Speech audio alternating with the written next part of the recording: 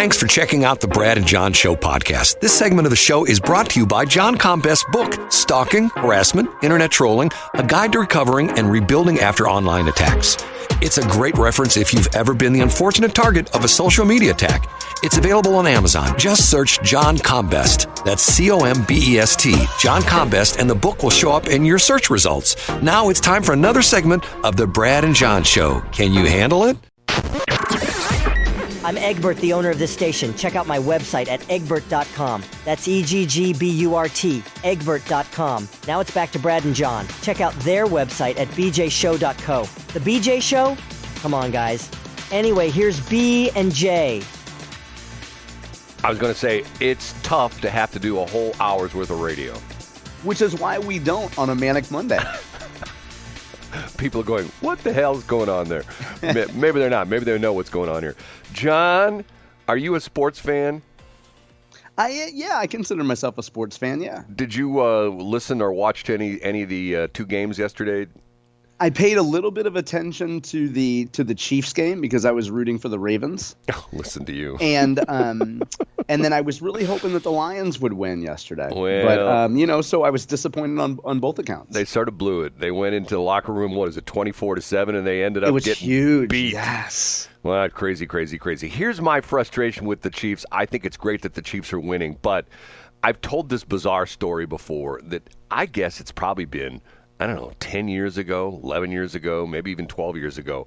One day I get a call from a guy by the name of Dan Israel, who is the head honcho for the Chiefs broadcast network. And the Chiefs have a huge broadcast network because of the fact that being where they're at, they have tons of listeners from all the westerns, well, actually the Midwest western states, obviously western part of Missouri, but Kansas, Oklahoma, Nebraska. They have all the way to Denver, probably. Right. They have lots of fans there. And he says to me, "Hey, how would you like to run the Rams games in the Chiefs games in St. Louis?"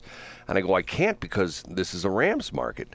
And there's a rule in the NFL as well as in the MLB that you can't have what they call an out-of-market broadcast. If you have a local team, no radio station can run another team from another city. And I told him that. And he says, "Oh, no, you got this taken care of. Matter of fact, the Rams are leaving St. Louis." I go, "What?" He goes, "Yeah, they're leaving St. Louis." He told me this, today's 2024 now. This is like maybe 2012, 2013. Wow. So I jumped on the bandwagon. I said, "Yeah, of course." So he wanted to establish a fan base before they actually left town. And I would tell anybody who would listen that the Rams were leaving St. Louis, we had the Kansas City Chiefs. And everybody was like, yawn, okay? 12 years later or 10 years later, whatever it is, over last week, I went into a pizza place, a national pizza place. Won't give them any free advertising because I already do, but that's a whole other story. And they had Chiefs stuff everywhere. I went into a restaurant. Matter of fact, 2 restaurants last week had Chiefs stuff everywhere, okay? Now it's the big thing. Oh, St. Louis, we're Chiefs town. I'm going like, where were you people when we started doing the Chiefs broadcast? And my infamous Thursday night game I went to, where I held up a sign outside the Rams stadium and I said, "Hey, I want to see the last Rams home game ever." And I stood there with my little sign and I said, "Can you give me some tickets?" And I was there probably 4 minutes and I got a set of tickets and I went inside, saw the game. I told everybody who would listen, this is the last Rams home game ever. Nobody would listen to me.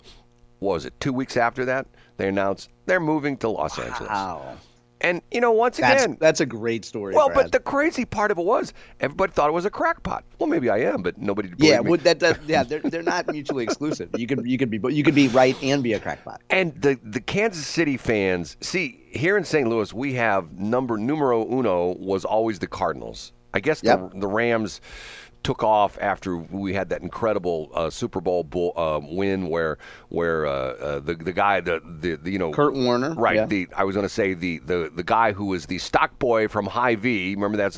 I think it was Aldi, wasn't it Aldi? No. He was Hy-Vee. It was Hy-Vee. Okay. Yeah, Hy-Vee is huge. Once you get west of St. Louis, Hy-Vee is in Columbia, and they're huge, like in Kansas City and in Des Moines and things like that. Matter of fact, I don't know if you know this or not, but Schnucks actually expanded into Kansas City and then got out I didn't know that. Yeah, No. they left Kansas City, as well as White Castle. White Castle expanded into Kansas City, and then they left. They're gone. I was always a Price Chopper guy, and they were big in Kansas City too. Yeah. But I interrupted you. You were talking about Kurt Warner.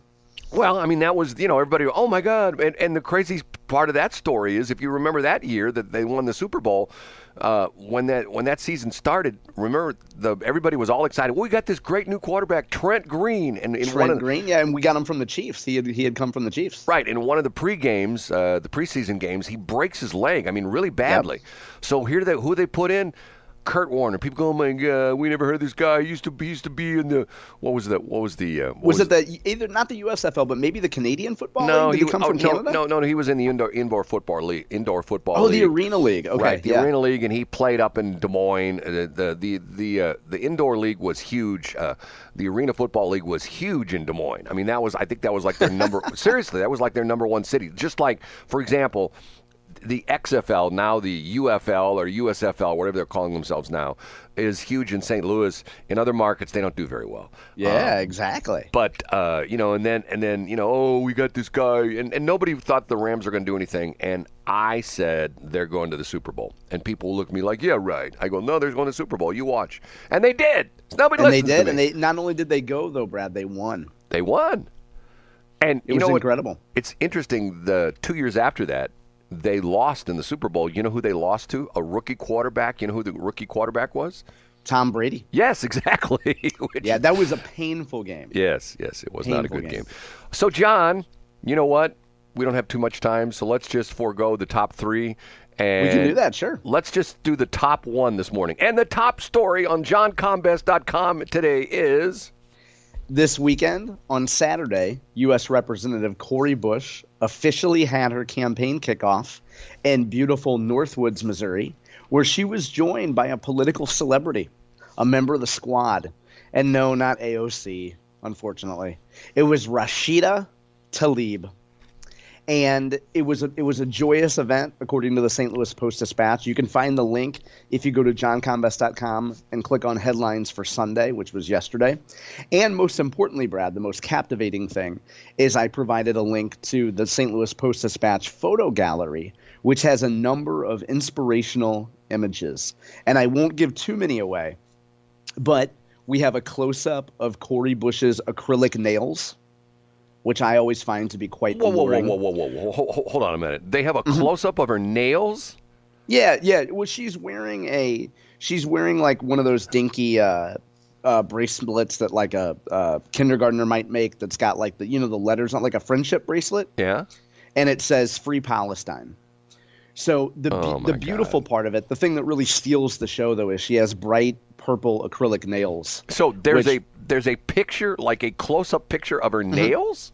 Yeah, of her hands, yeah. Oh, my God. I mean, first off, why would anybody take that picture? Well, here's the thing. I mean, if you hear some of the other pictures, Brad, the nails are probably the best-looking thing.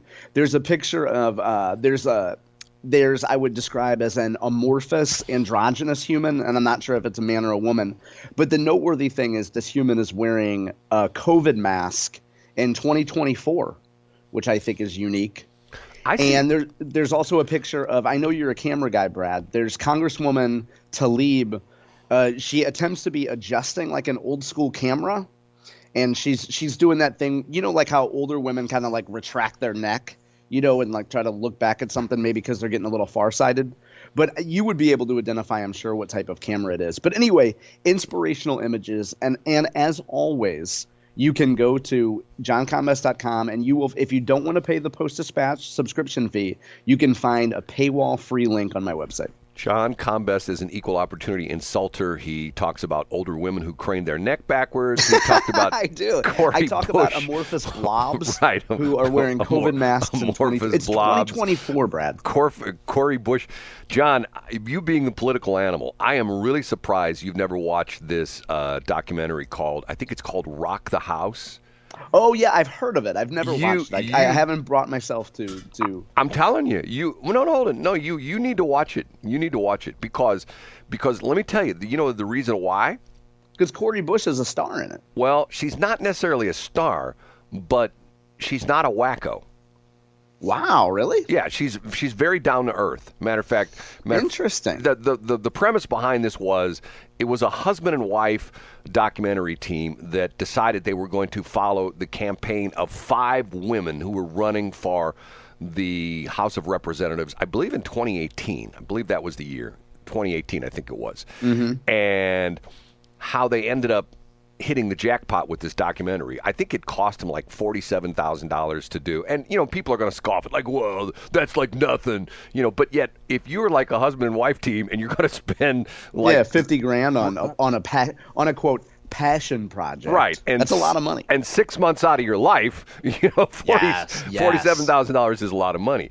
And the reason it got, and I believe the number was either $7 or $11 million. Netflix bought it from them after the thing, after the election. And why? Because one of the 5 people running for Congress, and they were all women, one of the 5 people running for Congress was AOC. So But Cori Bush was it's Cori Bush, AOC, a lady from West Virginia who I believe was if I'm not mistaken, she was a widow. And there were 2 other women. I can't remember the 2 other women. But I'm telling you, you should watch it because I know you're going to go like, I don't want to watch Cori Bush. I don't want to watch Cori Bush. It's really well done. And you get a good feel for behind the scenes in a political campaign. And essentially, you get a good feel, and see, maybe the reason I like it, because I've lived my life as the underdog. And all 5 of these women were underdogs. Yeah, all 5 of them were not necessarily the choice of the party. You could sort of tell. And, they were out, really humping it, trying to, get, raise money and get people to take them seriously. Right. And if the interesting thing with AOC, if you know the story behind that, she was up against a fairly well-entrenched white dude who'd been there for a long time who really didn't take her seriously pretty much until the end.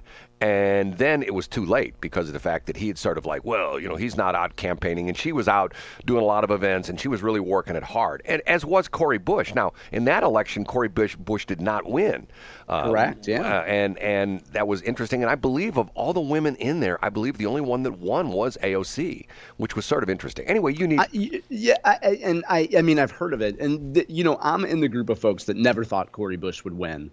And a friend of mine lives in U-City, and she refers to herself as a Cori Bush fan. She is a progressive Democrat, white woman, and she texted me the weekend before, and she was showing me all the mail pieces she was getting, and this is 2020, before the primary election. And I told her in a group chat, I said, Lacey Clay is going to win. And I said it's the dead boy live. It's the live boy dead girl theory. Unless Lacey Clay is caught with a dead girl or a live boy, he's going to get reelected.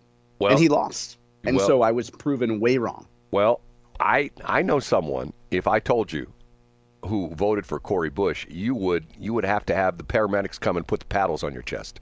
And what was their rationale? Was tired of the Clay era.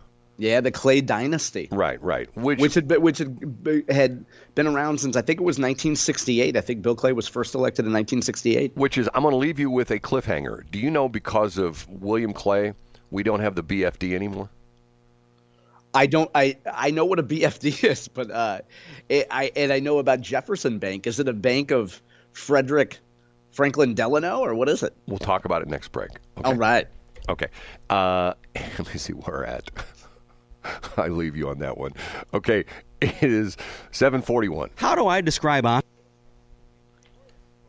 Thanks for checking out the Brad and John Show podcast. This segment of the show is brought to you by John Combest's book, Stalking, Harassment, Internet Trolling, A Guide to Recovering and Rebuilding After Online Attacks. It's a great reference if you've ever been the unfortunate target of a social media attack. It's available on Amazon. Just search John Combest. That's Combest, John Combest, and the book will show up in your search results. Now it's time for another segment of the Brad and John Show. Can you handle it?